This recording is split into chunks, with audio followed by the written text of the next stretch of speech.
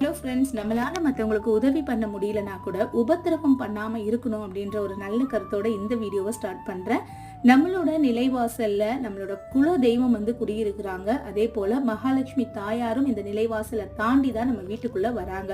So அப்படிப்பட்ட நிலைவாசலை clean பண்ணுறதுக்கு நம்ம ஆர்டினரியாக நம்ம டெய்லியுமே வீட்டில் யூஸ் பண்ணக்கூடிய அந்த துடைப்பத்தை பயன்படுத்தி நம்ம கிளீன் பண்ணக்கூடாது. இன்ஃபேக்ட் நம்ம துடைப்பத்தை பயன்படுத்தியே நிலைவாசலை கிளீன் பண்ணக்கூடாது.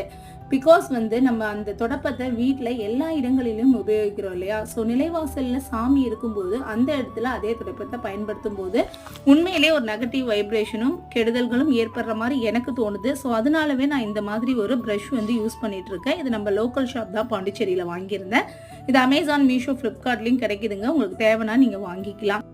அப்படி இல்லைன்னா நல்ல ட்ரை கிளாத் வச்சு முதல்ல கோலம்லாம் தொடச்சிட்டு அதுக்கப்புறம் வெட் கிளாத் போட்டு நீங்கள் க்ளீன் பண்ணிவிட்டு நிலைவாசலை அலங்கரிக்கலாம்.